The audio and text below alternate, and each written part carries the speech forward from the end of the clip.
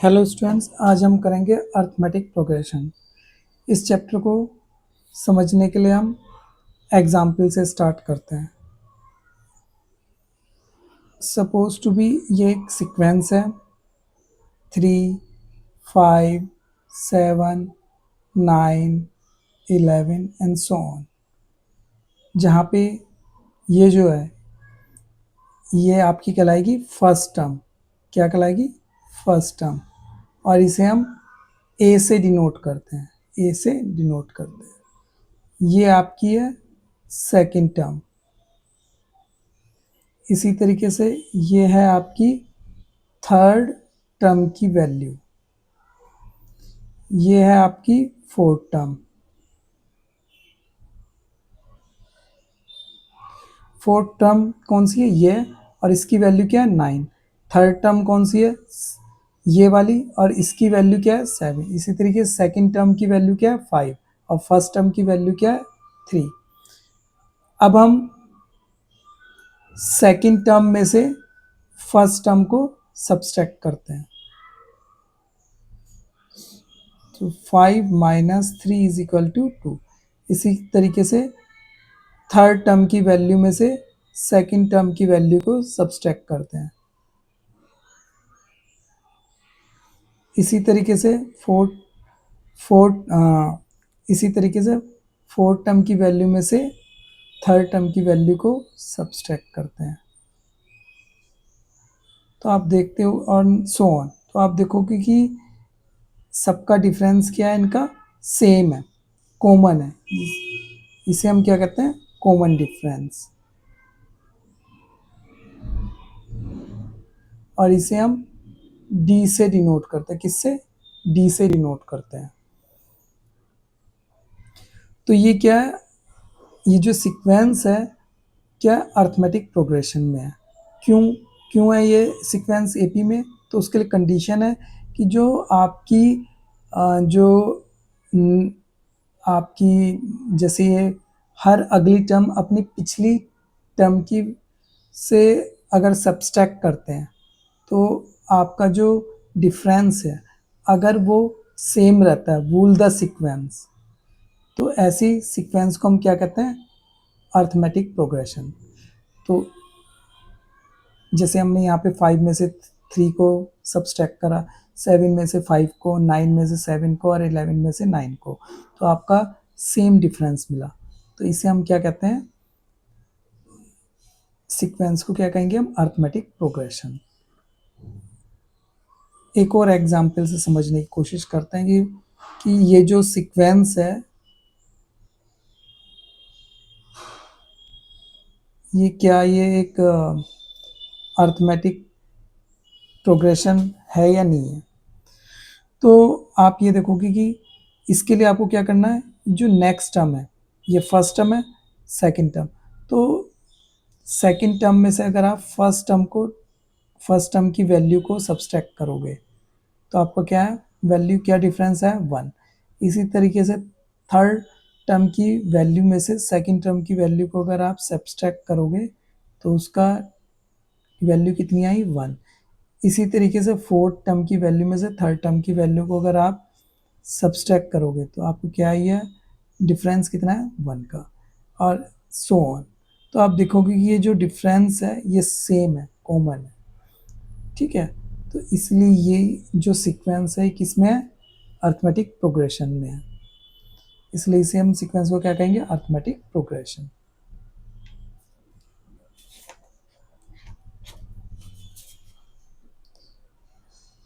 अब हम देखते हैं कि जैसे कि हमने प्रीवियस एग्जाम्पल में समझा है कि ये हमारी एक अर्थमेटिक प्रोग्रेशन थी 3, 5, 7, 9, 11 एंड सो ऑन। ये हमारी एक सीक्वेंस है। अब हम जानते हैं कि इस सीक्वेंस का जो कॉमन डिफरेंस है उसकी वैल्यू क्या थी? 2 आई है। वो आप निकाल सकते हो इजीली। अगर मैं इस डिफरेंस को फर्स्ट टर्म में जोड़ दूं, 3 + 2, तो आपको क्या मिल गया? ये क्या है? सेकंड टर्म, सेकंड टर्म की second term value, second term की जो वैल्यू है ये। इसी तरीके से इस डिफरेंस को, ये 2 को अगर मैं सेकंड टर्म में जोड़ दूं तो आपकी क्या मिल जाएगा, थर्ड टर्म की वैल्यू, थर्ड टर्म की वैल्यू, और सो ऑन। तो जनरली अगर अगर कोई सीक्वेंस अर्थमेटिक प्रोग्रेशन जिसका फर्स्ट टर्म ए हो और कॉमन डिफरेंस कितना हो, डी हो, तो जो सीक्वेंस जनरेट होगी वो कैसी होगी, A plus D, A plus 2d, A plus 3d and so on. Okay, अब हम अब हम निकालते हैं कि अगर किसी अर्थमेटिक प्रोग्रेशन का, अर्थमेटिक सीक्वेंस का, इसका नाइन्थ टर्म कैसे होता है, नाइन्थ टर्म की वैल्यू कैसे निकाली जाती है। तो सिंपल सा एग्जाम्पल हम लेने की कोशिश करते हैं।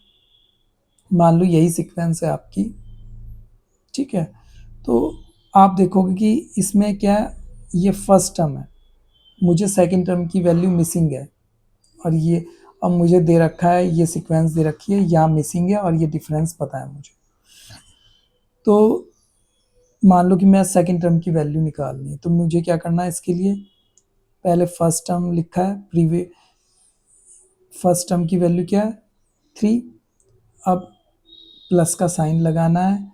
अब जौन से टर्म की वैल्यू मिसिंग है, वो जो टर्म का नंबर है वो यहाँ पे लिखो। कौन से टर्म कह रहा हूँ मैं कह रहा हूँ यहाँ पे फिफ्थ मिसिंग है, यानी कि ये कौन से उस पर आता है, सेकंड टर्म की वैल्यू मिसिंग है, तो यहाँ 2 लिखोगे, -1, और जो डिफरेंस है उससे इसे मल्टीप्लाई कर दो, तो आपको क्या मिलेगा answer, 3 + 1 × 2 that is equal to 5। तो आपको यहाँ पे मिसिंग जो सेकंड टर्म है उसकी वैल्यू मिल गई है। इसी तरीके से आप थर्ड टर्म की वैल्यू निकाल सकते हो। उसके लिए आपको क्या करना है, फर्स्ट टर्म की वैल्यू लिखनी है, प्लस फिर टर्म नंबर 3, फिर -1 इंटू कॉमन डिफरेंस यानी कि 2, ये आएगा आपका 3 + 2 × 2 that is equal to 7। So same है। सो अगर मुझे नाइन्थ टर्म की वैल्यू निकालनी है तो मैं क्या कर सकता हूँ, यहाँ पे सेकंड टर्म की वैल्यू थी, थर्ड टर्म की वैल्यू निकल गई है, फर्स्ट टर्म की ठीक है, और तो नाइन्थ टर्म की वैल्यू निकालनी है। तो नाइन्थ टर्म के लिए क्या करना है मुझे, ये क्या था आपका फर्स्ट टर्म जिसे मैंने ए से डिनोट करा, ए प्लस 9n लिखना है क्योंकि 9 टर्म की वैल्यू मिसिंग है, तो n लिखा उसकी जगह, -1, और ये क्या है आपका कॉमन डिफरेंस थी। तो इस तरीके से ये फॉर्मूला निकल के आ गया। तो इस तरीके से आप 9 टर्म की वैल्यू निकाल सकते हो।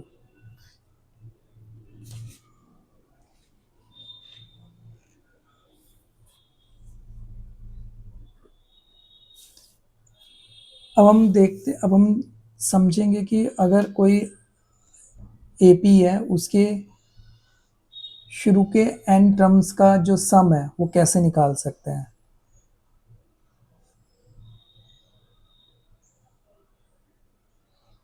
यानी कि सम ऑफ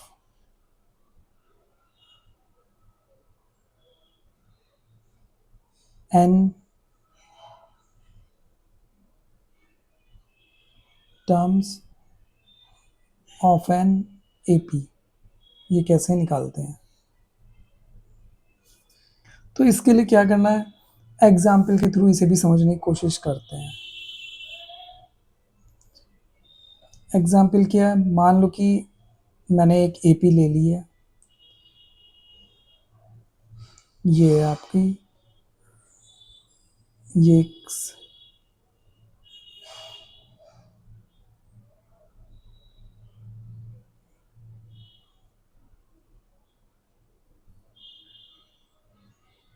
ये एपी होगी। अब मुझे इसके शुरू के इन 6 या सोन, मुझे उसने कहा है कि मुझे शुरू के 6 जो ये टर्म्स हैं इनका सम चाहिए, तो कैसे निकाल लेंगे?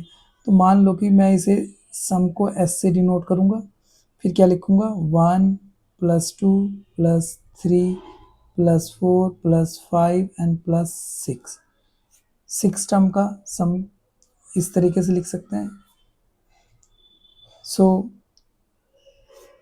मैं इसे ऐसे भी लिख सकता हूँ, 6 को यहाँ पे लिख दूँ, फिर इसके बाद 5 को इसके नीचे लिख दूँ, 4 को इसके 3 के नीचे, 3 को 4th के नीचे, 2 को 5 के नीचे और 1 को 6 के नीचे। अब भी सम सेम ही रहेगा जिसकी वैल्यू एस है। अब मैं इन दोनों को जोड़ देता हूँ, तो लेफ्ट साइड में ये जो वैल्यू आएगी इसकी वैल्यू क्या आ जाएगी, 2s बन जाएगा, और राइट साइड में 6 + 1 7, फिर प्लस का साइन, 5 + 2 7, फिर प्लस का साइन, 4 + 3 7, फिर प्लस का साइन, 4 + 3 7, फिर प्लस का साइन, 5 + 2 7, फिर प्लस का साइन, 6 + 1 7। ओके, अब यहाँ पे ये जो कितनी बार 7 यूज़ हुआ है, 1 2 3 4 5 6 टाइम, तो मैं इसे क्या लिख सकता हूँ, मैं इसे ऐसे भी लिख सकता हूँ कि 2s = 6 × 7। ओके, ऐसे लिख सकते हैं, इसलिए s बराबर क्या जाएगा, ये 2 इसके नीचे चला जाएगा, यानी कि 6 × 7/2। तो इस तरीके से ये इसका सम आ गया। ये तो 6 टर्म तक के लिए था। अब शुरू के n टर्म्स हैं, उसका सम कैसे निकलेगा? अब जनरल निकालते हैं, general formula.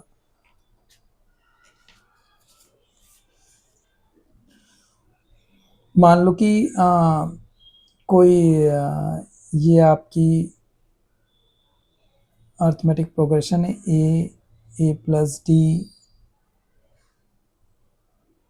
a + 2d and so on, और इसका 9th टर्म क्या हो जाएगा, a + n - 1 × d।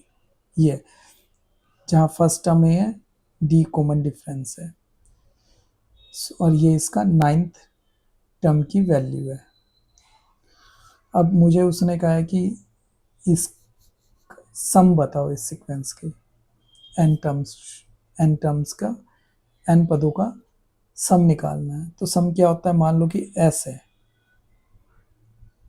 Sn, तो मैं क्या करूँगा, a + d + a + 2d + so on + a + n - 1 d। ये हो गया। मैं इसे रीअरेंज करके जैसे प्रीवियस एग्जाम्पल में करा है वैसे ही कर देता हूँ। तो मैं इसे ऐसे भी लिख सकता हूँ, ए इस टर्म को यहाँ सबसे पहले लिख देता हूँ, a + n - 1 d। इसके नीचे इससे नेक्स्ट टर्म, इससे पिछली वाली टर्म, यानी कि वो क्या होगी, a + n - 2 d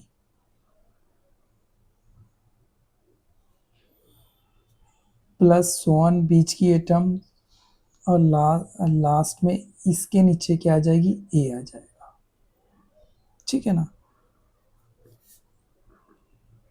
ये भी, इसका भी सम सेम ही है क्योंकि हमने सिर्फ रीअरेंज करा है। ठीक है, अब इन दोनों को जोड़ देंगे तो लेफ्ट साइड का सम कितना इक्वल आ गया 2SN, और राइट साइड का पहले, अब इस टर्म में ये वाली वैल्यू जोड़ देंगे, इस वैल्यू में ये वाली, तो क्या बन जाएगा आपका, ये हो जाएगा आपका 2A प्लस n-1D। इसी तरीके से इसमें जोड़ देंगे, इन दोनों को जोड़ देंगे तो आपका आएगा क्या, जोड़ते हैं A plus D plus A plus D की मल्टीप्लाई कर देंगे ND minus 2D plus plus so on, और इन दोनों को जोड़ देंगे, सिंपल है, ये जोड़ के आपका बन जाएगा 2A प्लस n-1D। अब इसे करते हैं, सो 2 की पावर SN, ये जो का तो आएगा 2A plus n-1D plus A आपका हो जाएगा A और A 2A, इसी तरीके से D में से ये माइनस 2D में प्लस D जोड़ा तो माइनस का D आ जाएगा, तो और ND माइनस D, उसमें से D कॉमन ले लेंगे तो आपका आ जाएगा n-1D, तो ये बन गया। फिर इसी तरीके से ये आपका आ गया 2A प्लस n-1D। ओके, तो आप देखोगे ये कितनी टोटल कितनी टर्म्स हैं, 1 2 3 4 5 6 एंड सो ऑन, और लास्ट में क्या है 9th टर्म। तो टोटल इसमें कितने पद हैं, n पद हैं। सो मैं इसे कैसे लिख सकता हूँ, मैं इसे लिख सकता हूँ n मल्टीप्लाइड बाई ये पूरा 2A प्लस n-1D, इस 2 को इसके नीचे ले जाएंगे, इसलिए SN बराबर आ जाएगा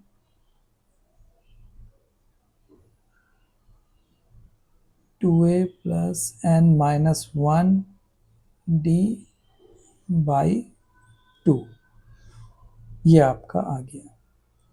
अच्छा, ये जो है मैं इसे थोड़ा और रीअरेंज करता हूँ, सो इसे कैसे लिख सकता हूँ, n ब्रैकेट A 2A को लिख सकता हूँ A प्लस A एंड बाकी एज इट इज n-1D।